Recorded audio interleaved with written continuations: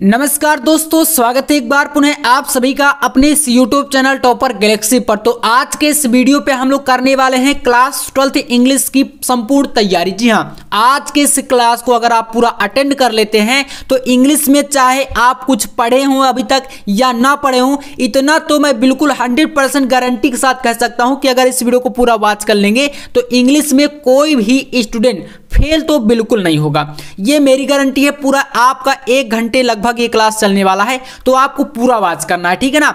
और यहाँ पर आज की इस वीडियो की खासियत ये है कि आपको भटकना नहीं पड़ेगा। यहाँ पर आपका जो पेपर का पूरा section A, section B, C, D, हर एक चीजों को यहाँ पर हम लोग अच्छे से समझने वाले हैं, ठीक है। तो क्लास काफी इंपॉर्टेंट है और हमारे पास समय भी कम है, तो ऐसे में इसी प्रकार से आपको करना पड़ेगा, है ना, तैयारी। और बाकी के जो बचे हुए कुछ टॉपिक रहेंगे तो उनको मैं जल्द ही आपको टॉपिक वाइज एक वीडियो के माध्यम से प्रोवाइड करा दूंगा। आपको पता है कि हम लोग इसी प्रकार से तैयारी करते हैं।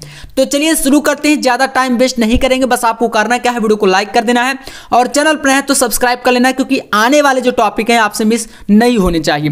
देखिए, सबसे पहली बात, आपको पेपर का पैटर्न यहां पर क्लियर होना चाहिए प्यारे दोस्तों, क्योंकि यार अगर हमें पेपर का पैटर्न क्लियर नहीं होगा तो बहुत ज्यादा प्रॉब्लम होगी। आपको पता है इंग्लिश इतना इजी भी नहीं है और इतना हार्ड भी नहीं है, ठीक है ना, दोनों चीजें होती हैं। तो अब देखिएगा, सबसे पहले यहां पर बात करेंगे सेक्शन ए।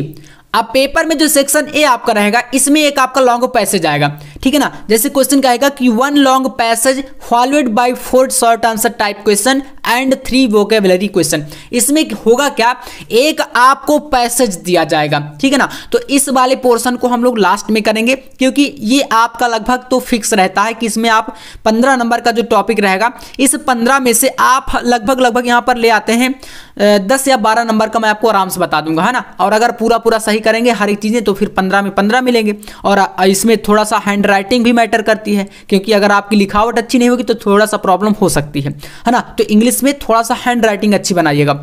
आप देखिए यहां पर इसको हम लास्ट में करेंगे। स्टार्ट करते हैं अपने यहां पर सेक्शन बी को।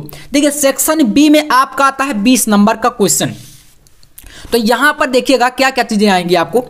इसमें सेक्शन बी में आपका एक तो होगा हमारा राइटिंग सेक्शन, जो कि इसी का नाम है पूरा, है ना, क्योंकि चारों सेक्शन को डिवाइड करके हम लोग यहां पर एक एक करके यहां पर लाए, तो वीडियो काफी मजेदार होने वाला, ठीक है ना। आपको क्या करना है, पूरा अच्छे तरीके से पूरा टाइम खाली करके आपको, क्योंकि यार एक दिन का ही टाइम है, टाइम ज्यादा है नहीं, तो ऐसे में थोड़ा सा आराम से बैठ जाइए और हर एक चीजों को आप साइड में रख दीजिए और एकदम मतलब पढ़ाई में जुट जाइए, ठीक है ना, क्योंकि समय बहुत ही कम है, जस्ट लगातार एग्जाम है आपका।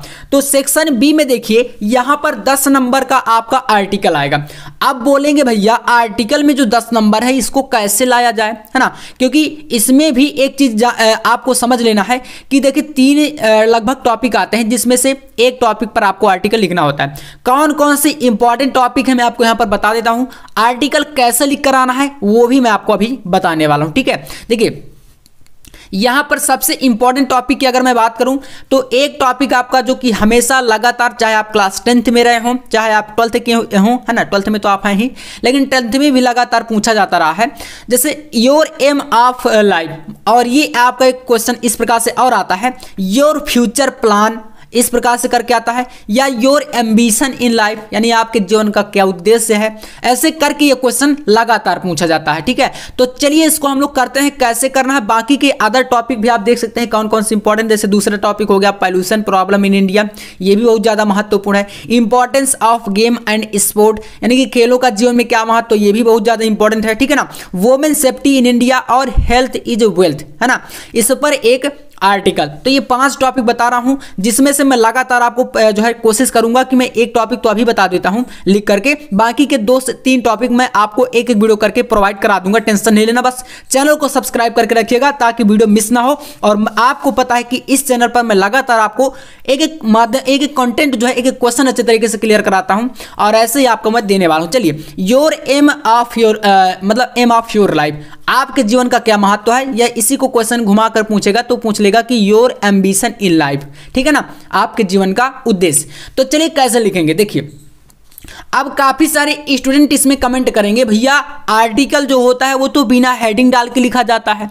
मानता हूं बिना हेडिंग के भी लिखा जाता है, लेकिन जो तरीका बता रहा हूं ऐसे आप लिख देंगे तो ऐसे की तरह भी लिखने पर आपको पूरा नंबर मिलेगा। अब मैं ऐसे क्यों बता रहा हूं, क्योंकि अगर आप ऐसे लिखेंगे तो थोड़ा सा ज्यादा समझ में आएगा, है ना। और मैं एक साथ पूरा लिख दूंगा तो फिर आप कंफ्यूज हो जाएंगे, क्योंकि यार बहुत ज्यादा प्रेशर वैसे भी बना हुआ है। तो ऐसा नहीं लेना, माइंड में बिल्कुल प्रेशर आपको नहीं लेना। मैं आपसे कहता हूं पूरा गारंटी के साथ हर चीजें मैं आपके सामने रखूंगा। बस क्या करना, थोड़ा सा रिलैक्स माइंड के साथ अच्छे तरीके से स्टडी करनी है, कोई दिक्कत नहीं, चाहे कोई भी सब्जेक्ट हो हम अच्छे से कवर कर लेंगे। चलिए कैसे लिखेंगे देखिएगा।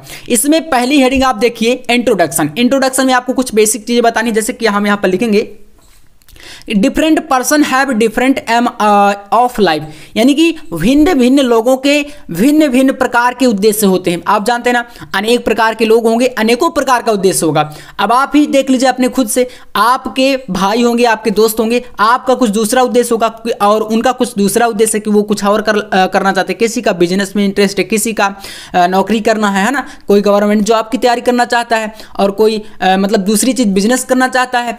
ये अलग अलग होता है। और गवर्नमेंट जॉब में भी कोई कुछ बनना चाहता है, डॉक्टर बनना चाहता है, कोई टीचर बनना चाहता है, ऐसे अनेक प्रकार के होते हैं। तो ये चीजें थोड़ा सा आप समझ के लिखिएगा।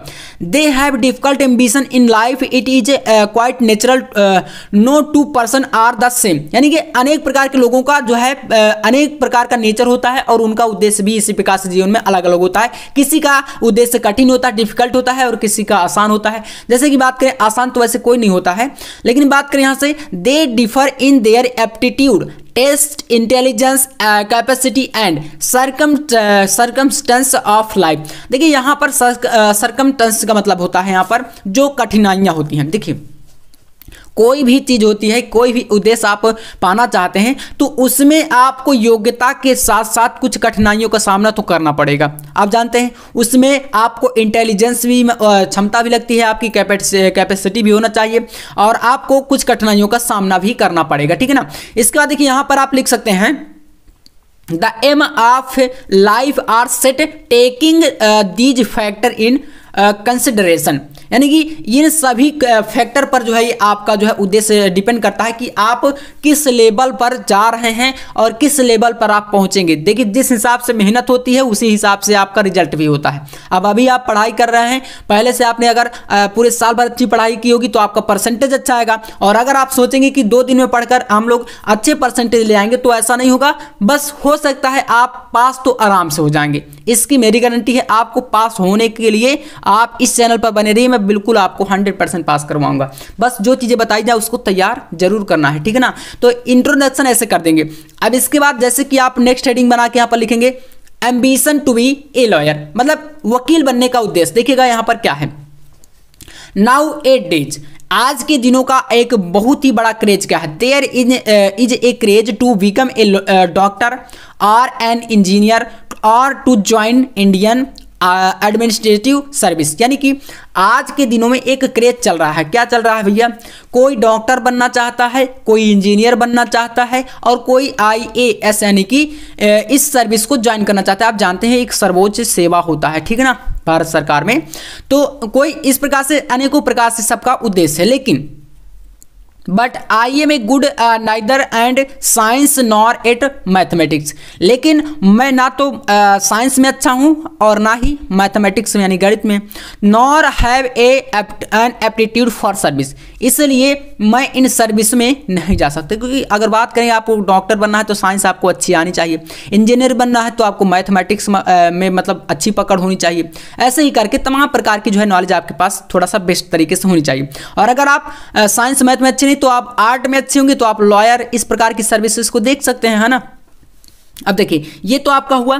अब इसके बाद नेक्स्ट यहां पर क्या लिखना है आपको, रीजन। रीजन क्या है कि आप लॉयर बनना चाहते हैं, आप इसमें अपने जीवन का उद्देश्य ही तो बता रहे हैं कि हाँ इस रीजन से हम क्या जो है ये चीजें करना चाहते हैं। जैसे I possess the gift of the, यहां पर आप कर सकते हैं gab I am good at prize in school and college skill, I have won a number of the prize in school and college debate and education constant। देखिए यहाँ पर क्या है, इसका कहने का मतलब है कि मैं जो है हमेशा से ही स्कूल कॉलेज में बहुत सारे प्राइज मतलब पुरस्कार जीते हैं हमने, ठीक है ना। आप मतलब बता रहे हैं कि काफ़ी सारे पुरस्कार हमने स्कूल या कॉलेज में जीते हैं इस स्किल के माध्यम से, मतलब आपके अंदर जो भी नॉलेज है उससे आपने कई सारे पुरस्कारों के विजेता आप रहे हैं या जीते हैं। और बात करें यहाँ पर नेक्स्ट हम देखिए, जो स्कूल में जो है शिक्षा के माध्यम से काफ़ी सारे डिबेट्स हुई हैं जिन पर भी आपने काफ़ी सारे मतलब पुरस्कारों को जीता है। The study of the history of freedom movement in India in which the lawyer have played and outstanding role and have made the greatest contribution. यानी कि आप इसलिए लॉयर बनना चाहते हैं क्योंकि इसमें बहुत ज़्यादा स्वतंत्रता होती है। आप स्वतंत्रता के साथ साथ बहुत सारी चीज़ों को अच्छे तरीके से निभा सकते हैं। जैसे कि लॉयर जो होता है समाज में क्या करता है, अब मतलब कोई बहुत ही बेकार व्यक्ति होगा तो उसके हम नहीं कह सकते, लेकिन जो वकील होते हैं उनका एक ही कर्तव्य होता है कि हमेशा सच्चाई का साथ देना चाहिए। समाज में जो बुरे काम हो रहे हैं, ठीक है ना, उनके खिलाफ आवाज़ उठाएं, ठीक है ना। तो इस प्रकार से आप मतलब अपना एक जो है एम्बिशन बना रहे हैं, आपका एक कहें तो पूरा उद्देश्य है कि आप समाज में अच्छा जो है प्रचार प्रसार करना चाहते हैं, इसलिए आप ये सब चीज़ों को चुन रहे हैं, ठीक है ना। अब देखिए यहाँ पर नेक्स्ट क्या लिखेंगे, चौथी हेडिंग, केवल 5 हेडिंग आपको बताऊंगा, ठीक है। नंबर 4 देखिए, बेटर यूज ऑफ टैलेंट, यानी कि सबसे अच्छा यूज यानी उपयोग टैलेंट का कैसे होता है। Thus taking into contribution all the pros and cons of legal profession मतलब व्यवसाय को बोल सकते हैं ना, मतलब एक प्रकार से जो व्यवसाय जिसका होता है। I have set the aim of becoming a lawyer. I feel that as a lawyer, I shall be able to make use of my talent to shine not only in the profession but also play an effective role in the social and national life of the country। यानी कि इसमें बताया गया है कि अगर हम lawyer बन जाते हैं, मेरा कि कहने का मतलब यह है कि एक प्रोफेशन भी है जो भी यहाँ पर बताया जा रहा है कि मतलब आपका एक प्रोफेशन है कि आप लॉयर बनना चाहते हैं। अब आपका उद्देश्य भी है, इसके माध्यम से आप क्या एक प्रकार से प्राउड फील करेंगे, क्या फील करेंगे, प्राउड, अपने आप में गर्व महसूस करेंगे और अपने टैलेंट का, अपने जो आपकी योग्यता है इसका पूर्ण रूप से आप इस जो है इसका उपयोग कर पाएंगे, है ना। आपके अंदर जो भी टैलेंट है उसको आप अच्छे तरीके से साइन मतलब चमका पाएंगे या अपने आप को प्रदर्शित कर पाएंगे, या जो भी मतलब आप समझना चाहें मतलब अच्छी बातों के माध्यम से ये आप लोग समाज के सामने अच्छे तरीके से रख पाएंगे। इसके अलावा इस प्रोफेशन में अगर आप रहते हैं तो समाज में जो सोशल है ना, सामाजिक जो जीवन है इस पर बहुत ही इफेक्टिव रोल मतलब कि एक बहुत ही अच्छा सा रोल आप निभा पाएंगे। National life of the country, यानी कि अपने देश के प्रति, अपने समाज के प्रति एक बहुत ही अच्छा जीवन आप व्यतीत कर पाएंगे और एक अच्छा जो है मतलब कहने का आप आदर्श के रूप में देखे जाएंगे, ठीक है ना। अब देखिए इसके बाद यहाँ पर मैंने बताया कि आपको लास्ट हेडिंग एक और लिखनी होती है जो कि हमेशा की तरह निबंध में लिखा जाता है, जो कि है कंक्लूजन। तो कंक्लूजन में आप देख सकते हैं किस प्रकार से लिखना है। यहाँ पर कंक्लूजन में आप लिख सकते हैं कि the beauty of life lines in how it is use to remove the ills which affect the society and the nation and human life at large and make them better and happier. इसका कहने का मतलब है यहाँ पर बड़ा सा लिखा है, कोई दिक्कत नहीं, समझ लीजिए। यानी कि जो जीवन की सुंदरता है, the beauty of life line, जीवन रेखा या जीवन की जो भी सुंदरता है, इसको हम एक शब्द में कहें तो इसका यही है कि आप समाज में जो अफेक्टेड यानी कि जो बुरी बुरी चीजें हैं उनको अगर समाज से दूर कर सकते हैं, समाज का कल्याण कर सकते हैं, तो इससे अच्छा कोई भी काम नहीं हो सकता है आपके लाइफ में, ठीक है ना। और इससे बड़ी जीवन की सुंदरता कुछ नहीं है, एक लाइन में कहें तो यही मतलब है, ठीक है ना। I hope that as a lawyer, मैं उम्मीद करूंगा कि एक वकील के रूप में I shall be able to play my own role toward the larger goals of life. यानी कि मैं उम्मीद करूंगा कि अपने जीवन में जो हमारे रोल्स हैं, ठीक है ना, इसकी ओर से, यानी कि टूवर्ड मतलब होता है की ओर से, तो अपने जीवन के इन सभी रोल्स की ओर से मैं जीवन का जो लक्ष्य, बड़ा लक्ष्य हमारा जो मैंने बनाया है, इसको जरूर पूरा करूंगा एक वकील के रूप में या एक लॉयर के रूप में। बस इतना सा आपको देखिए लिख देना है। तो इस प्रकार से आप लिख देंगे ना तो पूरा का पूरा 10 नंबर आपका कहीं नहीं जाने वाला, ठीक है ना। और एक वीडियो आएगा जिस पर मैं आपको बताऊंगा कि भैया आर्टिकल या लेटर को बना के कैसे लिखना है। वो उन स्टूडेंट के लिए होगा जिनको बहुत ज़्यादा प्रॉब्लम है। तो इस वीडियो को पूरा वॉच करना है। बाकी का यहाँ पर अभी हम लोग इंग्लिश ग्रामर की भी बात करेंगे। तो देखिए अब ये चीज़ तो कंप्लीट हो गई आपकी, है ना। अब लेटर की बात करते हैं। लेटर में कौन कौन से देखिए लेटर आपको इंपॉर्टेंट लेटर तैयार करने हैं वो आप लोग देख लीजिए, और इसके बाद फिर हम लोग यहाँ पर बढ़ते हैं अपने सेक्शन सी यानी ग्रामर की ओर। देखिए 10 नंबर का आपका लेटर भी आएगा, ठीक है ना। 10 नंबर टोटल पूरा आपका यहाँ पर लेटर का भी मिलता है। अब देखिए इसमें आपको पहला जो मोस्ट इंपॉर्टेंट लेटर है आपके सामने है, देख सकते हैं। पहला लेटर तैयार करना है, write a letter to the editor a newspaper frequent breakdown of water supply. पानी की आपूर्ति के लिए एक महत्वपूर्ण भैया लेटर बोर्ड एग्जाम में हमेशा पूछा जाता है। अब यहाँ पर वाटर सप्लाई हो सकता है, या तो इसी की जगह पर देख सकता है आपको इलेक्ट्रिसिटी सप्लाई का, समझ रहे ना। इलेक्ट्रिसिटी मतलब विद्युत। तो इस प्रकार से आ सकता है। लिखना कैसे है इनका ऑलरेडी वीडियो मैंने काफ़ी बार बना दिया है। इसको आप तैयार करने का प्रयास करेंगे। इसके बाद दूसरा लेटर देखिए, मैं आपको एक लिख कर बता दूंगा अभी, दिखे ना, तो टेंशन मत लीजिएगा। बाकी थोड़ा सा टाइम ज़्यादा ना लगे, मैं ऐसा प्रयास कर रहा हूँ। तो देखिए दूसरा आपके पास सेकेंड लेटर है, write a letter to the superintendent of police your city requesting him to improve law and order situation in your area. मतलब आपके एरिया में जो आप मतलब एसपी बोल सकते हैं, सुपरिंटेंडेंट पुलिस मतलब यहाँ पर एसपी को बोला गया। तो आपके एरिया में जो कानून व्यवस्था है, लॉ एंड ऑर्डर है, उसको सही तरीके से मतलब आपके एरिया में सही नहीं है आपके क्षेत्र में, और इससे रिलेटेड आप एक जो है एसपी को एक लेटर देंगे जो कि मतलब वहाँ की कानून व्यवस्था को ध्यान में रखते हुए उसका सुधार किया जा सके, या सुधार वो करें, उस पर ध्यान दें। इसके लिए हो गया। इसके बाद देखिए यहां पर थर्ड इंपॉर्टेंट लेटर, तीसरा देखिए कौन सा है, write a letter to the principal of your college to complain against the shortage of books in your college library. आपके कॉलेज लाइब्रेरी में क्या है, बुक्स यानी कि जो नई एडिशन या कहें तो नए प्रकाशन की जो बुक्स आ रही हैं उनकी कमी है, और इसकी आप शिकायत कर रहे हैं या एक लेटर दे रहे हैं अपने स्कूल कॉलेज के प्रिंसिपल को, यानी कि लाइब्रेरी में बुक्स की कमी है, शॉर्टेज है। इसके ऊपर ये तीसरा मोस्ट इंपॉर्टेंट लेटर है। 3 लेटर यहाँ से बिल्कुल आपका 100% एक आपका आने वाला है, जरूर आप तैयार कर लीजिएगा। और एक आपका लास्ट लेटर आ सकता है अगर पूछ लिया जाता है, मतलब जो बता रहा हूँ इससे आपका 100% आएगा ही आएगा। देखिएगा इसके बाद यहाँ पर एक और आपको तैयार करना है, कैसे लिखना है वो भी आपको यहाँ पर चलिए बता देता हूँ। जैसे आ सकता है, write a letter to the district magistrate about the nuisance case by the of loud speaker at late night. यानी कि देर रात्रि तक आपके एरिया में, आपके क्षेत्र में क्या हो रहा है, लाउड स्पीकर का इस्तेमाल कर रहे हैं लोग, और इसके रेस्ट्रिक्शन के ऊपर आपको एक जो है लेटर लिखना है डीएम, डिस्ट्रिक्ट मजिस्ट्रेट यानी जिलाधिकारी को। देखिए कैसे लिखेंगे आप यहाँ पर डायरेक्ट इस प्रारूप में भी लिख सकते हैं, या तो आप इस प्रकार से लिख सकते हैं अपना मतलब कोई भी XYZ करके नाम मत लिखिएगा जैसे, और संडर राइडर्स, फिर उसके बाद डेट डाल के यहाँ पर आप लोग जो है मतलब जिसको भी लिखना है उसका एड्रेस डाल देंगे। फिर सब्जेक्ट ऐसे लिख सकते हैं, या तो आप ये भी लिख सकते हैं टू द डिस्ट्रिक्ट मजिस्ट्रेट, और यहाँ पर आप किसी डिस्ट्रिक्ट का नाम लिख देंगे। फिर सब्जेक्ट लिखेंगे जैसे रिस्ट्रिक्शन ऑफ लाउड स्पीकर, यानी कि इस पर रोक लगाने के लिए आप लिख रहे हैं, तो ये आपको देना पड़ेगा सब्जेक्ट, ठीक है। एंड नेक्स्ट देखिए सर, फिर कॉमा लगाएंगे, respectfully we beg to say that the high school and intermediate examination are at hand, but the continuous noise of loud speaker does not allow us student to study peacefully. The disturbance of loud speaker usually remain continuous till midnight and some time even whole night. इसका कहने का मतलब थोड़ा समझ लीजिए। देखिए यहाँ पर आधा सम्मान जो भी है ये तो हो गया sir, respectfully we beg to say that, मैं आपसे कहना चाहता हूँ the high school and intermediate, यानी कि हमारे जो है हाई स्कूल या इंटरमीडिएट के एग्जामिनेशन चल रहे हैं, we are at hand but the continuous noise of loud speaker, यानी कि लगातार जो आपके आसपास के पड़ोसी हैं वो क्या कर रहे हैं, लाउड स्पीकर का इस्तेमाल कर रहे हैं।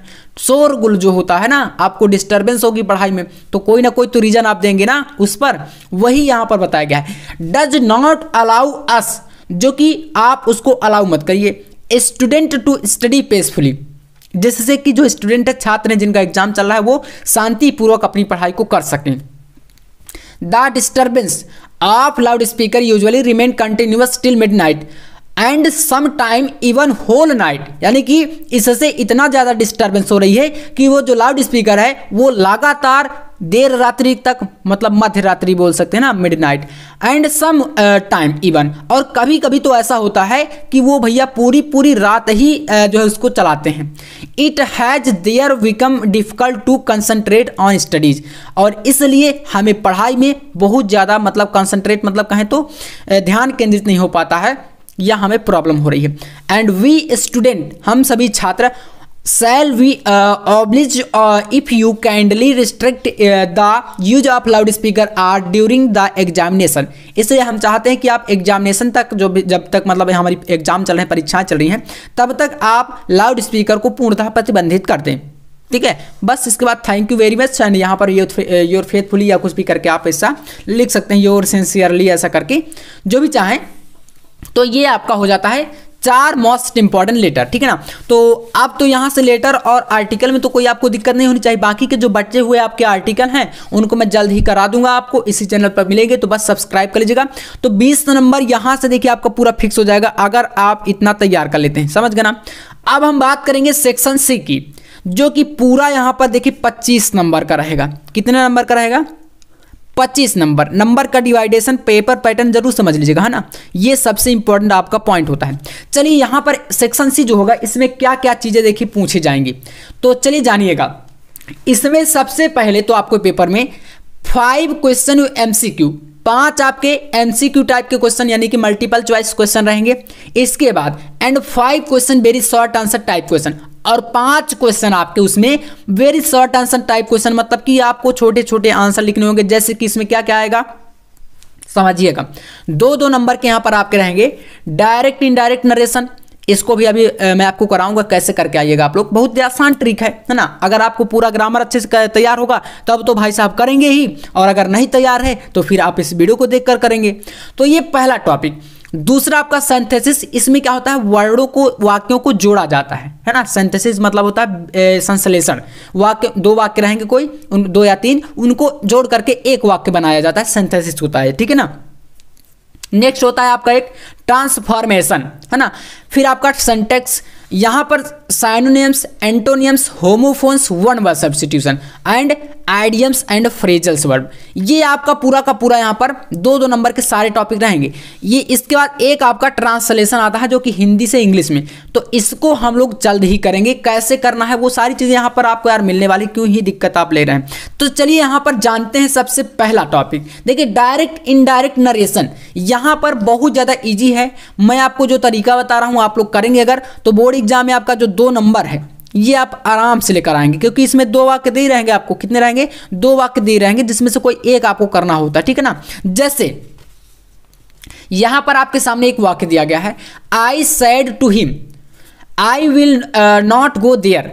अब यहां पर आप देखिए, जब वाक्य को आप पहचानेंगे, मैं यहां पर बहुत ईजी तरीके से बता रहा हूं क्योंकि समय कम है, बेसिक चीज़ों पर हम बिल्कुल तो नहीं जा सकते ना, क्योंकि कम समय है। अब इसमें 2 नंबर में इतना ज़्यादा टाइम लगाएंगे तो फिर आगे के जो आपके ज़्यादा नंबर वाले क्वेश्चन है वो भी छूट जाएंगे। प्रोज, पोएट्री, सप्लीमेंट्री, ये सब चीज़ें हमारी अभी बहुत ज़्यादा बचे हैं आपके लिए, वो काफ़ी हैं। लेकिन यहाँ पर जैसे इसको आप सिंपल से करना चाहते तो साइड को आप यहाँ पर टोल्ड में कर दिए, आई सेड टू हिम, मैंने उससे कहा I will not go there, मैं वहाँ नहीं जाना चाहता।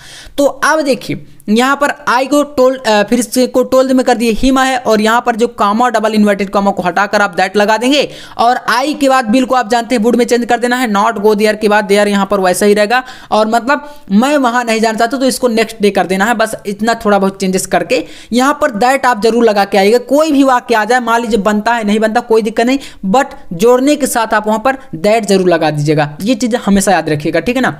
जैसे इसके बाद अगर कोई सिंपल सा आ गया आपके पास, जैसे यहां पर बताया गया कि द टीचर सेड, टीचर ने कहा honesty is the best policy, यानी कि जो ईमानदारी है वो सबसे, ईमानदारी जो है बेस्ट पॉलिसी, यानी कि एक बहुत ही बड़ा सिद्धांत होता है। ईमानदारी के साथ हमें जो है काम करना चाहिए, और टीचर यही सिखाते हैं। ठीक है ना। कोई भी हो, अगर आपसे बड़ा व्यक्ति है, अगर आपको अच्छा सिखाएगा तो यही बताएगा कि ईमानदारी से काम करो, मेहनत करो, ये सब चीज़ें, गलत तो आपको नहीं बताएगा। तो यहाँ पर टीचर क्या है, आपको आदेश नहीं दे रहे हैं, ये चीज़ ध्यान दीजिएगा, वो आपको कुछ सीख दे रहे हैं। अगर टीचर आपको आदेश दे रहे हो तो यहाँ पर ये समझ में आता है कि हाँ आपसे कुछ कह रहे हैं, आदेश मार रहे हैं, तो ऑर्डर लगाते या आस्क्ड लगाते, है ना। तो ऐसा कुछ भी नहीं करो, वो डायरेक्ट एक सिंपल सा वाक्य बता रहे हैं आपको। तो सिंपल के लिए द टीचर सेड, और फिर यहाँ पर दोनों को हटा के मैंने बताया कि दैट लगा देना है, और फिर honesty is the best policy उतार देना है पूरा का पूरा। तो हमने देखिए सिंपल वाक्य में केवल और केवल दैट लगा दिया, पूरा आपका सही हो जाएगा। तो ऐसी चीज़ों को मैं बता रहा हूँ कि इन पर आप कभी ना कभी ट्रिक जरूर लगा दीजिएगा, ठीक है ना। आपसे पूरा वाक्य समझ में ना आए तो आप पूरा का पूरा उतारिएगा और दोनों के बीच में आप दैट जरूर से जरूर लगा के आइएगा। ये चीज़ मेरी आप नोटिस कर लीजिए, ठीक है ना। चलिए जैसे आपके सामने एक तीसरा सा यहाँ पर कह रहा है he said you are a student, उसने कहा तुम एक छात्र हो। ही सेड और दैट, बस यहाँ पर यू को आप हिज के अनुसार चेंज कर दिए, तुम एक छात्र हो मतलब ही वाज ए स्टूडेंट। तो यहाँ पर हम लोग प्रेजेंट कंटिन्यूअस को पास्ट कंटिन्यूअस में कन्वर्ट कर दिए, बस ही वाज, आर को वाज में कर दिए, और ए स्टूडेंट, क्योंकि ही के साथ वाज ही तो जुड़ेगा, वेयर तो नहीं जुड़ेंगे हम लोग। तो ये आपका इस प्रकार से बन गया। अब देखिए जैसे यहाँ पर अगला देख लीजिए, एक दिया गया है he said this is my books, उसने कहा ये मेरी किताबें हैं या मेरी बुक है या मेरी किताब है। तो ही सेड, फिर आपने देखा यहाँ पर दैट हमने लगा दिया और दिस को ही कर दिया, ही वाज, फिर से इसको कंटिन्यूअस को पास्ट में किया, ही वाज हिज बुक्स, ठीक है ना। बस इसको आप इस प्रकार से बना देंगे। तो मैंने आपसे कहा कि इसमें आप एक चीज़ ध्यान रखिएगा, दैट आप लोग लगा के आएगा, हो सकता है आपका सही हो जाए, और अगर आपने तैयारी करी होगी तो 100% सही होगा, है ना। और अगर नहीं तैयारी की होगी तो फिर आपका ये एक प्रकार से तुक्का भी बोल सकते हैं कि आपका हो भी सकता है ना। तो ये चीज़ आपको ध्यान रखना। अब देखिए सिंथेसिस में थोड़ा सा ध्यान देते हैं। सिंथेसिस आपका दूसरा टॉपिक है, जैसे यहाँ पर मैंने बताया था कि आपका सेकेंड नंबर में सिंथेसिस आता है। सिंथेसिस में कैसे बनाना होता है, वाक्यों को जोड़ करके कैसे लिखना होता है, देखिएगा। जैसे यहाँ पर है the sun rises in the east, सूरज कहाँ से मतलब राइज मतलब उदय होना कह सकते हैं ना। तो सूरज कहाँ से उदय होता है, ईस्ट से, पूरब से। दिस इज ए फैक्ट, यह एक तथ्य है। अब दो वाक्य हैं यहाँ पर, आपको समझ में आ रहा है ना, सूरज पूरब से उदय होता है और यह एक तथ्य, यहाँ पर कॉमा लगा है, ठीक है ना, इस प्रकार से।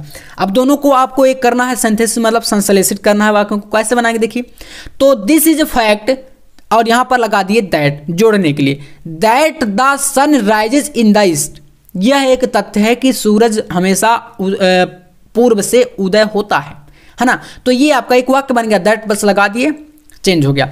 अब जैसे दूसरा देख लीजिए, द थीप सा, चोर ने देखा, किसको, the police man he run away, चोर ने पुलिस मैन को देखा, पुलिस कर्मचारी को देखा, और क्या हुआ, ही रन अवे, भाग गया वह। तो चलिए इसको देखें, यहाँ पर कैसे बनाएंगे, लिखेंगे on saying the policeman the thief run away, simple सा वाक्य है, पुलिस वाले को देखकर या पुलिस कर्मचारी को देखकर चोर भाग गया, बन गया वाक्य। ऐसे ही यहाँ पर देख लीजिए, सी इज रिच, वह अमीर है, सी इज नॉट हैप्पी, लेकिन वह प्रसन्न नहीं है। दो वाक्य हैं, दोनों को संश्लेषित जोड़ करके लिखना है। तो लिख देंगे सी इज रिच, एट जोड़ देना है, Y E T, she is not happy, वह बहुत ही ज़्यादा अमीर है, पैसे वाला है, जो भी है, लेकिन वह प्रसन्न नहीं है। तो ये आपको समझ गया ना, सिंथेसिस में क्या चीज़ करके आना है, ऐसे ही आपको जोड़ देना है वाक्यों को, ठीक है। थर्ड देखिए, जैसे यहाँ पर सिंटैक्स या ट्रांसफॉर्मेशन की बात कर लेते हैं। तो जैसे ट्रांसफॉर्मेशन जो आपका आएगा, इसमें तो चीज़ें भैया बहुत ही सिंपल रहती हैं। पहले सिंटैक्स मैं आपको बता देता हूँ। जैसे सिंटैक्स में आपका वाक्य कैसे आएगा समझ लीजिए थोड़ा सा। यहाँ पर थोड़ा सा तुलना की जाती है, कंपैरिजन होता है। कंपैरिजन मतलब समझ रहे हैं, जैसे यहाँ पर बताया गया कि milk is preferable than tea, दूध जो होता है मिल्क प्रेफरेबल दैन टी, दूध जो है चाय से एक प्रकार से ज़्यादा अच्छा माना जाता है, आप समझते हैं ना, क्योंकि दूध से ही तो चाय बनती है। तो अब इसमें देखिए क्या करेंगे, मिल्क इज प्रेफरेबल दैन की जगह पर कर देना है टू, बस यहाँ पर लगा देंगे टी।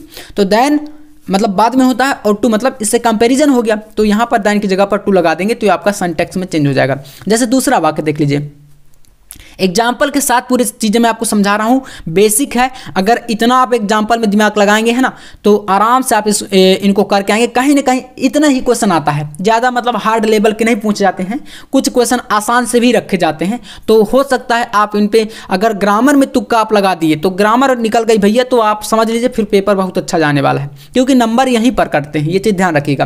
तो देखिए जैसे दिया गया है, Ramesh is junior than Mahesh, Ramesh किससे, महेश से जूनियर है। है। देन लगा है, देन को आप ध्यान दीजिएगा सेंटेक्स में हमेशा टू लगा देना है आपको। तो बस Ramesh is junior to Mahesh कर दिया हमने, बस ऐसे बना देना है।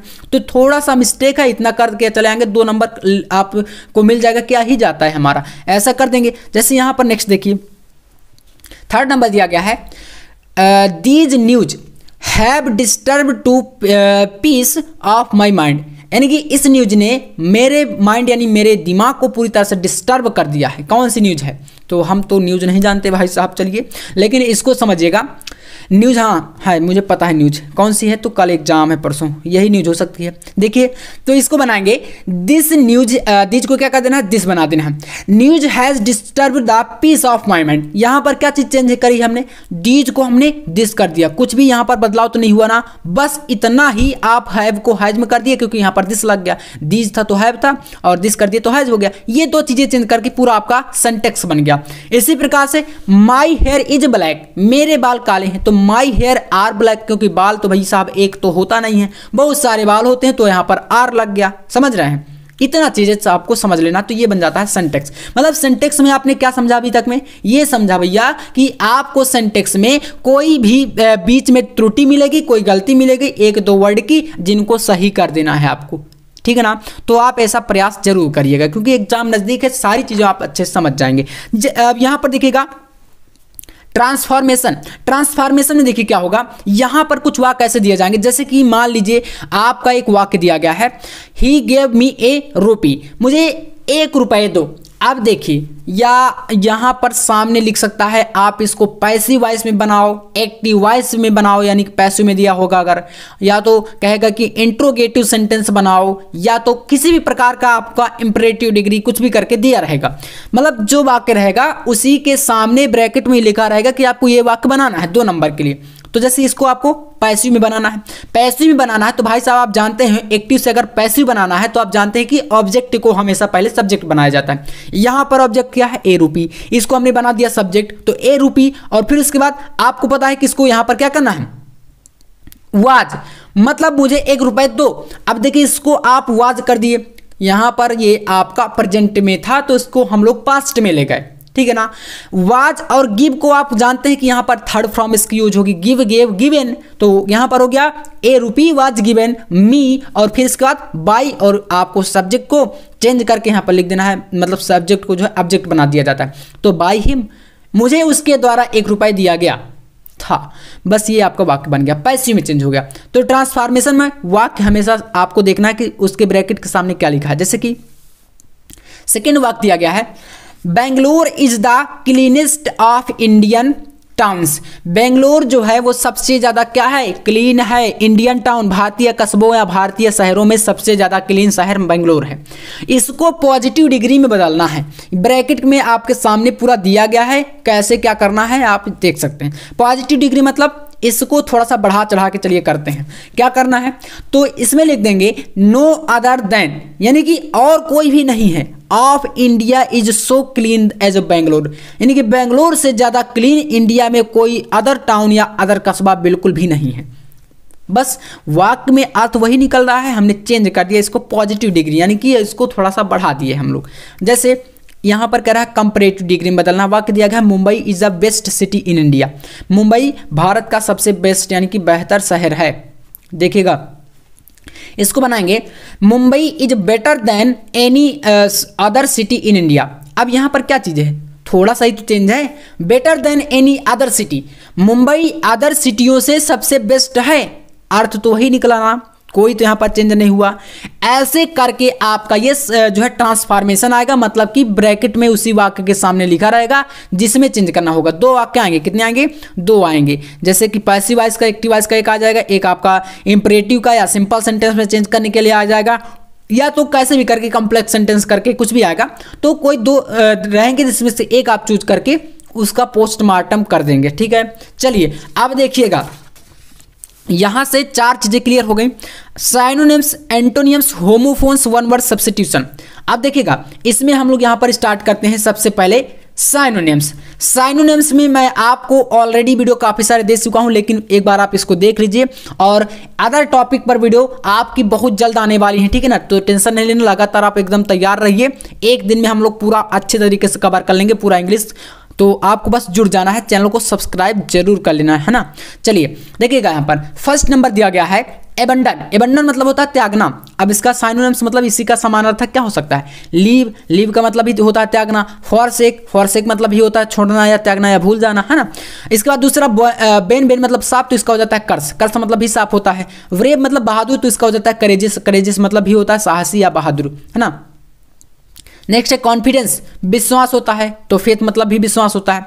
करेज मतलब साहस होता है। ब्रेवरी मतलब भी बहादुरी या साहस होता है। चैंपियन मतलब विजेता होता है, तो विनर या विक्टर भी आपका यहाँ पर विजेता के लिए ही होता है ना, इस्तेमाल होता है। कन्फेस मतलब होता है स्वीकार करना, तो इसका हो जाएगा एक्नॉलेज। क्या हो जाएगा? एक्नॉलेज मतलब स्वीकार करना। डेड मतलब मृत, तो इसका हो जाता है लाइफलेस। डिस्प्ले मतलब प्रदर्शित करना, तो यहाँ पर हो जाता है शो या रिवील करना या दिखाना, है ना, इसी का अर्थ हो जाता है। डिस्ट्रेस मतलब होता है हताशा, तो इसका हो जाता है फ्रस्ट्रेशन या सारो, है ना। इसका होता है डिस्ग्रेस मतलब अपमान, तो डिसऑनर हो जाएगा इसका। एफर्ट मतलब होता है प्रयास, तो इसका हो जाएगा अटेम्प्ट या ट्राई। फिर फेटल मतलब घातक, तो इसका हो जाएगा डेडली, है ना। फेम मतलब होता है ख्याति, तो इसका हो जाएगा रेपुटेशन। रेपुटेशन मतलब क्या होता है? ख्याति या प्रसिद्धि, है ना। तो सेम टू सेम तो इसी का आएगा। इसके बाद देखिए यहाँ पर है हम्बल। हम्बल मतलब होता है विनम्र, तो यहाँ पर हो जाएगा जेंटल या मीक। आइडियल मतलब आदर्श, तो इसका हो जाएगा स्टैंडर्ड या मॉडल। मैग्निफिशिएंट मतलब शानदार, तो आउटस्टैंडिंग हो जाएगा इसका, ये भी होता है शानदार या सुंदर, आकर्षक के लिए। रेयर मतलब होता है अनोखा, मतलब कि सबसे क्या हो, भिन्न हो, बिल्कुल अलग हो, अनोखा, रेयर, समझ रहे ना। तो इसका हो जाता है अनकॉमन। क्या हो जाएगा? अनकॉमन। रिलायबल मतलब भरोसेमंद, तो इसका हो जाएगा ट्रस्ट मतलब विश्वास पात्र या वर्थी, ठीक है ना। और विश्वा है आपका रिवेंज, तो मतलब समान होता है, तो इसका कर सकते हैं रिगार्ड या ऑनर, है ना। तो ये क्या हो गए? 20 आपके एंटोनियम्स हो गए। अब बात कर साइनोनिम्स हो गए। अब बात करेंगे हम लोग यहाँ पर एंटोनियम्स की। चलिए इनको भी देखते हैं। तो एंटोनियम्स में आपके सामने यहाँ पर पहला देखिए, इसको आप विलोम शब्द बोलते हैं ना, इतना तो समझ रहे हैं। तो एबव। एबव मतलब होता है ऊपर, ठीक है ना, तो इसका हो जाएगा बेलो, ठीक है ना। अटैक का होता है मतलब आक्रमण होता है इसका अर्थ, मैं इसलिए हिंदी भी लिख दिया हूं ताकि आपको मतलब चीजें क्लियर रहे, कंफ्यूज बिल्कुल नहीं होना। और इस चैनल पर आप जुड़े रहिएगा, कंफ्यूज तो बिल्कुल होंगे भी नहीं, क्योंकि यार मुझे ऐसा लगता है ना कि जैसे हमने भी स्टूडेंट लाइफ में ये सब चीज़ें करी हैं और अभी भी हैं, लेकिन इतना मतलब चीज़ें आपको क्लियर हो जानी चाहिए कि हाँ, अगर मुझे कन्फ्यूजन नहीं होगी तो मैं समझ जाता हूँ कि आपको भी कन्फ्यूजन नहीं हो सकती है, ठीक है। जैसे यहाँ पर दिया गया है आपके सामने क्या? ब्लंट, तो इसका मतलब होता है धारहीन, तो यहाँ पर हो जाएगा शार्प, यानी कि बहुथरा, ठीक है ना। मतलब धारहीन आप कह सकते हैं कोई भी, मतलब जैसे कि आप कुल्हाड़ी को ले लीजिए, उसमें अगर धार होगी तो उसको यहाँ पर ब्लंट बोलेंगे, ठीक है ना, मतलब सॉरी धार नहीं होगी, है ना।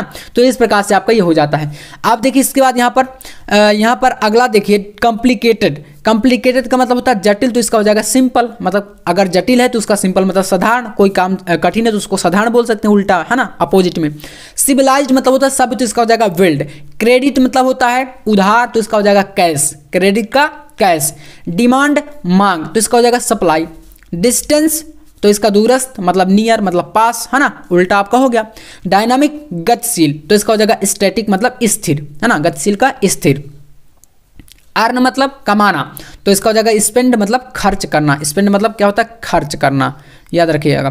तो इतना तो आप समझ जाएंगे, खर्च करना।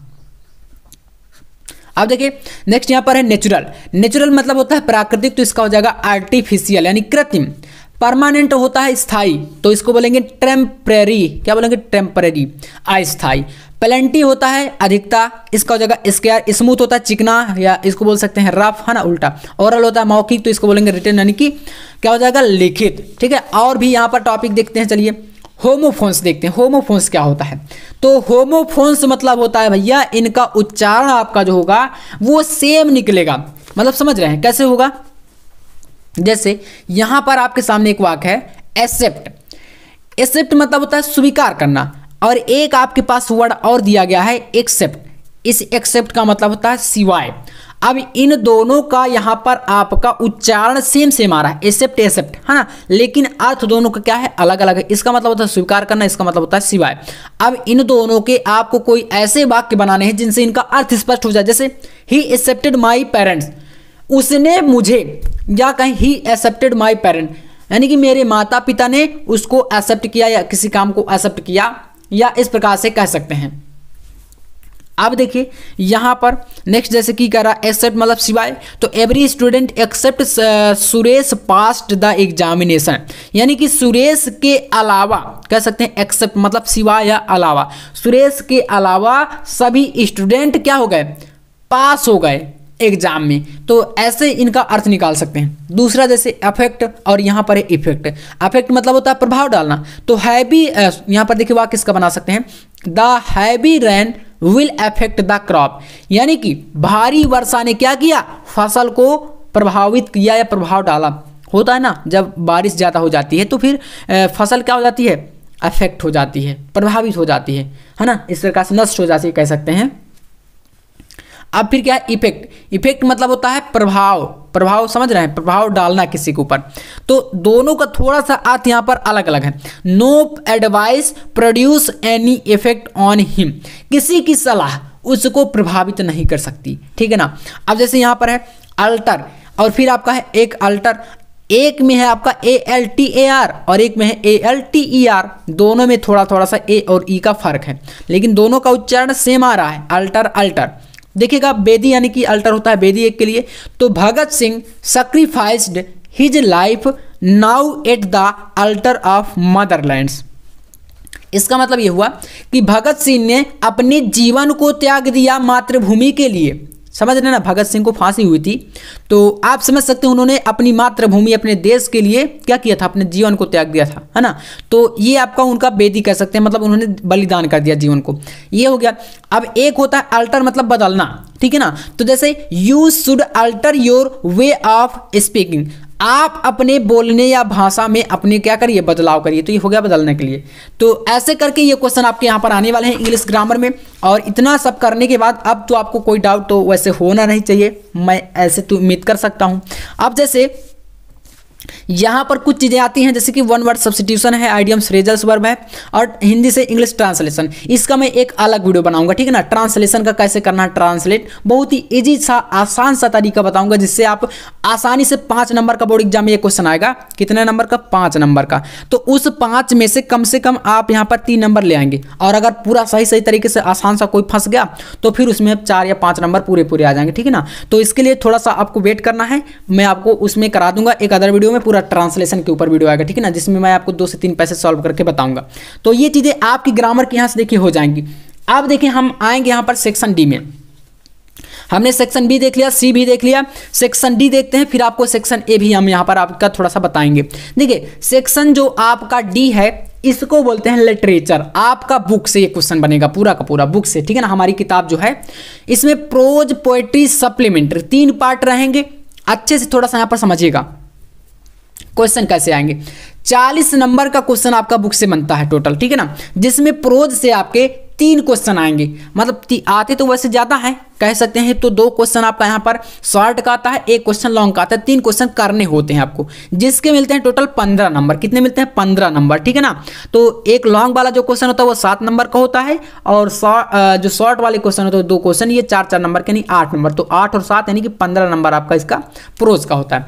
अब देखिए प्रोज के मैं आपको इंपॉर्टेंट क्वेश्चन सारे बताऊंगा, ठीक है ना। अभी कौन कौन से क्वेश्चन आपको तैयार करना है, तो जल्दी से टिक कर लेना है आपको, और या तो आप लिख सकते हैं, लिखने में वैसे टाइम ज़्यादा लग जाएगा, लेकिन टिक कर लीजिएगा क्वेश्चन बैंक में या अपनी किताब में, उसी से रिलेटेड फिर उनको अच्छे से तैयार करिएगा आप लोग, ठीक है ना। और आंसर के साथ भी मैं आपको दे दूंगा जल्द ही एक वीडियो, ठीक है ना। तो एक वीडियो में तैयार पूरा इंग्लिश कंप्लीट नहीं हो सकता, लेकिन यहाँ पर पूरा मैं समझा रहा हूँ आपको कि ऐसे ऐसे क्वेश्चनों को थोड़ा सा जल्दी से मैनेज करिए और तुरंत आप लोग अच्छा तरीके से तैयारी कर सकते हैं। पोएट्री की बात करें, इसमें सेंट्रल आइडिया आपका एक 4 नंबर का और एक स्ट्रैक्ट स्टंजा 6 नंबर का, 4, 6, 10 नंबर आपको पोएट्री से मिलेगा।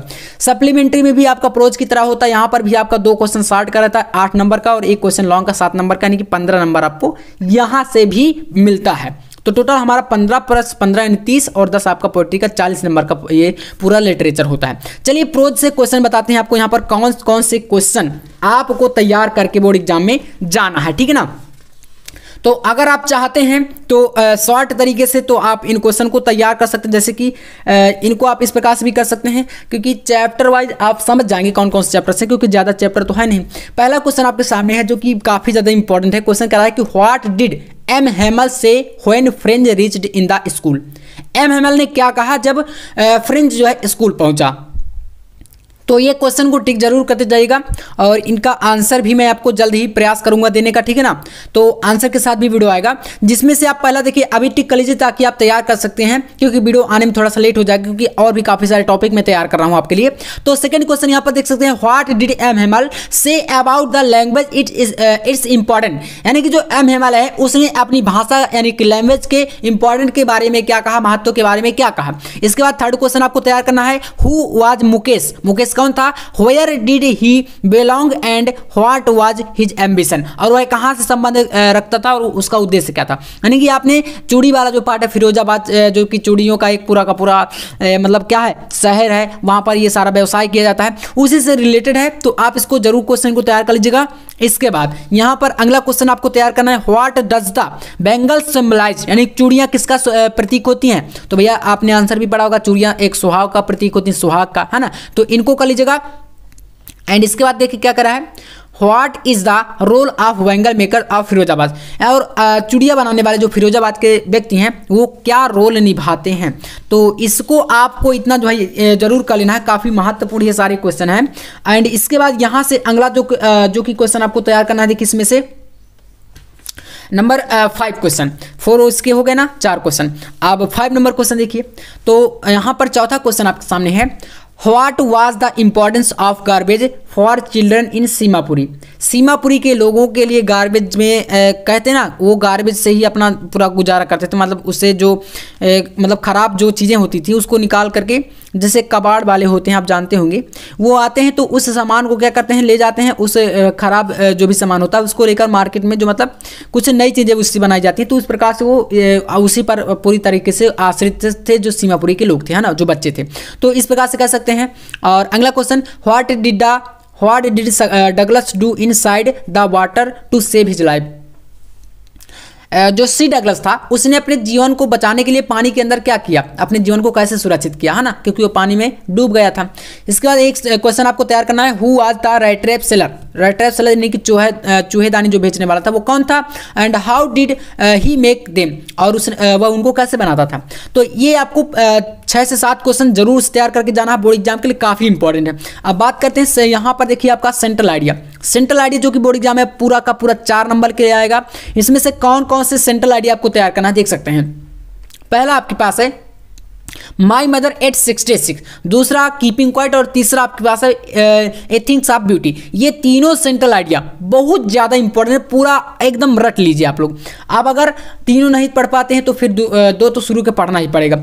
अब लिखना कैसे है मैं आपको देखिए सिंपल सा एक तरीका बता रहा हूँ, सेंट्रल आइडिया लिखने का ट्रिक।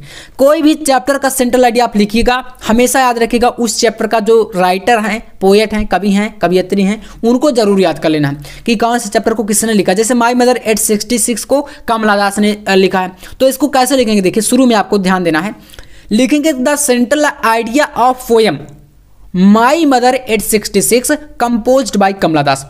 कमला दास के द्वारा ये क्या है, रचित है, जो कि आपकी कविता है। इसके बाद देखिए यहाँ से उस कविता का थोड़ा सा आपको सार देना है, मतलब कि उसका क्या सारांश है वो बताना है। तो देखिएगा यहाँ से समझने का प्रयास करिएगा, समझ कर ही आप लिख सकते हैं इसको, थोड़ा सा वर्डों को ध्यान रखेंगे और समझ लेंगे क्या इसमें बताया गया, आसानी से आप इसको कर पाएंगे। जैसे this poem show the fear of losing her mother, इस कविता में कवियत्री ने अपनी माँ को खोने का डर दिखाया है। यहाँ पर बताया ना हर मदर ऑफ द पोएटिज, कवियत्री के माँ के खोने का अपना जो है वो इस कविता में डर दिखा रहे हैं। देयर मदर यानी कि उनकी माँ is in the last phase of her life, उनकी माँ जीवन के अंतिम पड़ाव थी, यानी कि बूढ़ी हो चुकी थी। So the poetess feel that she will pass away soon, और जल्द ही वो गुजर भी सकती थी, हाँ, क्योंकि बूढ़ी हो चुकी थी तो उनको थोड़ा सा चिंता सता रही थी। पोएटिज गेट स्कैर्ड यानी कि भयभीत थी ऑफ दिस थॉट, इसी सोच के माध्यम से उनको अंदर से क्या था, एक डर था, सोच थी, है ना। Come out of this negative thought, उनके दिमाग में एक नकारात्मक सोच आ रही थी।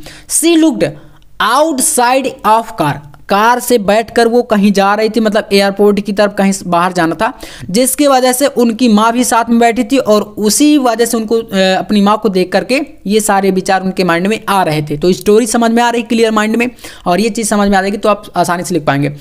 The world outside was full of life and activity है ना।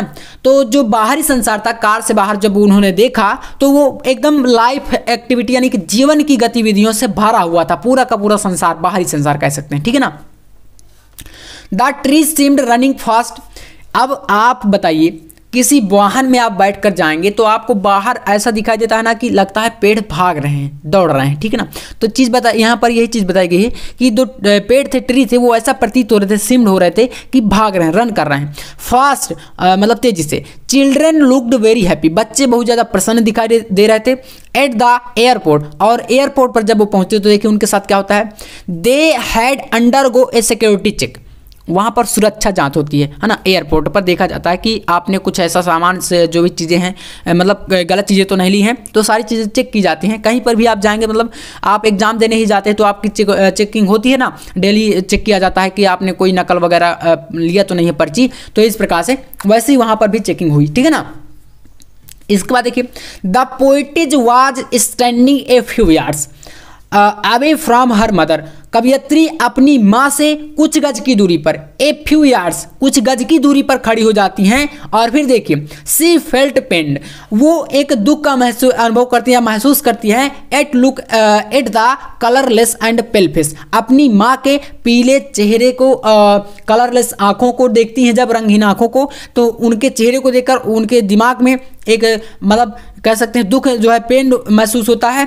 और वो क्या करते हैं, देखिए यहाँ पर, बट हाइडिंग हर टीयर, अपने आंसुओं को छिपाते हुए क्या कहती हैं, द पोएट सेड दैट, कहती हैं सी यू सून अम्मा, जल्द ही मिलते हैं अम्मा। आप लोग देखते हैं ना, ऐसा एक भाषा होती है, माँ को बोला जाता है। तो एक देखिए यहाँ पर पूरा स्टोरी आपको क्लियर हो चुका होगा कि वो जो कवियत्री हैं वो कहीं जा रही थी, तो रास्ते में अपनी माँ को देखकर उनके दिमाग में एक प्रकार का सोच जो है, विचार आता है, जिससे कि वो दुखी हो जाती हैं और बाहर जो है देखने लगती हैं। तो पेड़ दौड़ते हुए, रनिंग करते हुए दिखाई देते हैं, बच्चे खेल रहे होते हैं। जब वो एयरपोर्ट पर पहुँचती हैं तो वहाँ पर क्या होता है, वहाँ पर सुरक्षा जाँच होती है, और सुरक्षा जाँच होने के बाद वो कुछ दूरी पर, कुछ गज की दूरी पर अपनी माँ से खड़ी हो जाती हैं, जिससे पुनः अपनी माँ के पीले कलरलेस चेहरे को देख करके उनकी आंसू निकल आते हैं, जिसके वो आंसू को छिपाते हुए ये सारी चीज़ें आपको लिख देना। तो पूरा स्टोरी अगर क्लियर है तो फिर तो आप इसको एकदम धुआं करके आएंगे। अब देखिए 4 नंबर यहाँ से तो क्लियर हो जाएगा। फिर भैया आता है यहाँ पर स्टेंजा, देखिएगा 6 नंबर का। तो स्टेंजा का भी हम लोग अभी यहाँ पर इसका बैंड बजाते हैं, देखिएगा। तो 6 नंबर का ये आएगा, ठीक है ना। अब देखिए यहाँ पर 2 चैप्टर आपके लिए सबसे इंपॉर्टेंट है। कौन कौन से? तो पहला भैया इंपॉर्टेंट है ए थिंग्स ऑफ ब्यूटी, और दूसरा इंपॉर्टेंट है कीपिंग क्वाइट। यहाँ पर कौन कौन से स्टैंडर्ड तैयार करने हैं देख लीजिएगा, थोड़ा सा एक बार आपको मैं दिखा देता हूँ, क्योंकि यार आपके लिए बहुत सारी चीज़ें मैं लेकर यहाँ पर आया हूँ, और बाकी की जो बची हुई चीज़ें हैं उनको भी हम लोग करेंगे, क्योंकि यहाँ पर मैं यार कंटेंट आपको प्रोवाइड कराता हूँ, इंपॉर्टेंट मॉडल पेपर, नहीं कि आप इसको पढ़ के चले जाओ तो यही आ जाएगा पेपर में। क्वेश्चन पढ़ना अलग बात है, उसका आंसर के साथ तैयारी करना अलग बात होती है, आप समझते हैं। बाकी आपको जहां पर भी इजी लगेगा आप वहीं से पढ़ेंगे, ये तो आपको पता ही है। चलिए यहाँ पर 3 मोस्ट इंपॉर्टेंट स्टैंजा मैं आपको कराने वाला हूँ। कौन कौन से? तो पहला आपके सामने देख सकते हैं दिया गया है माई मदर 866 चैप्टर से। तो देख सकते हैं यहाँ पर बहुत ज़्यादा इंपॉर्टेंट है ये। And looked out at young trees sprinting the merry children spilling out of the home their home, but after the airport security check standing a few yards away I looked again at her। ये काफ़ी important है, समझ लेना, बहुत ज़्यादा महत्वपूर्ण है। इसके क्वेश्चन कैसे बनेंगे? एक क्वेश्चन हमेशा से पूछा जाता है जो कि होता है, जैसे इस प्रकार समझ सकते हैं। जैसे क्वेश्चन दिया गया है what did the poet see outside and vehicle, यानी कि जो कवियत्री हैं या कवि हैं उन्होंने जब बाहर की ओर देखा तो उनको क्या दिखाई दिया वाहन से? तो उनको दिखाई दिया था वृक्ष दौड़ते हुए, बच्चे खेलते हुए, ये सब चीज़ें दिखाई दी थी। आप इसी में देख सकते हैं, यहाँ पर यही चीज़ें तो बताई गई हैं। तो इसका आंसर क्या लिखेंगे? लिखेंगे द पोएट सा young tree spreading the merry children, बच्चे प्रसन्न होते, बहुत ज़्यादा खेल रहे थे। आउटसाइड द व्हीकल, वाहन के बाहर देखने पर उनको ये चीज़ें दिखाई दी थी। सिंपल सा 2 नंबर इस प्रकार से आपको मिल जाएगा, है ना। ऐसे ही तो करना है, क्योंकि यहाँ पर कोई अलग से मंत्र तो इसमें डालना नहीं है कि भैया बाहर से कोई यहाँ पर जादुई शक्ति हम डाल देंगे। बस यही चीज़ें होती हैं यार, टेंशन क्यों ले रहे हैं। चलिए इसके बाद देखिए अगला क्वेश्चन, बस क्वेश्चन को समझ लेना। अब ऐसा पता चले कि आपको क्वेश्चन करा है व्हाट हैपेंड द एयरपोर्ट, आप यहाँ पर इसको समझ ही नहीं पा रहे हैं, हवा से निकल गया क्वेश्चन, तो फिर क्या होगा? कुछ नहीं होगा। तो क्वेश्चन करा है कि एयरपोर्ट पर क्या हुआ, एयरपोर्ट पर क्या हुआ था? उनकी सुरक्षा जांच हुई थी, है ना। तो at the airport security check was done. सुरक्षा जात कंप्लीट हुई थी। जैसे तीसरा क्वेश्चन, 3 ही क्वेश्चन आने हैं बोर्ड एग्जाम में, 2-2 नंबर के, 6 नंबर का पूरा स्टैंजा होता है। What did the poet do at the airport? Airport पर कवि या कवियत्री ने क्या किया था? तो यहाँ पर उन्होंने क्या किया था?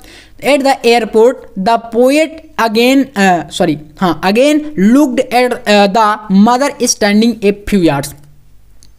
अपनी माँ से कुछ गज की दूरी पर खड़े होकर उन्होंने देखा था अपनी माँ को पुनः से, तभी तो मतलब उनकी आंसुओं को छिपाते हुए ये सब चीज़ें कही थी। तो उन्होंने क्या किया? अपनी माँ को देखा था। ये आपका काफ़ी ज़्यादा इंपॉर्टेंट स्टैंजा है, इसको जरूर तैयार कर लीजिएगा। इसके बाद सेकेंड मोस्ट इंपॉर्टेंट स्टैंजा आपके सामने यहाँ पर देख सकते हैं, इसको आपको तैयार करना है। Now we will count to 12 and we will all keep still for once on the face and of the earth. Let's not speak in any language.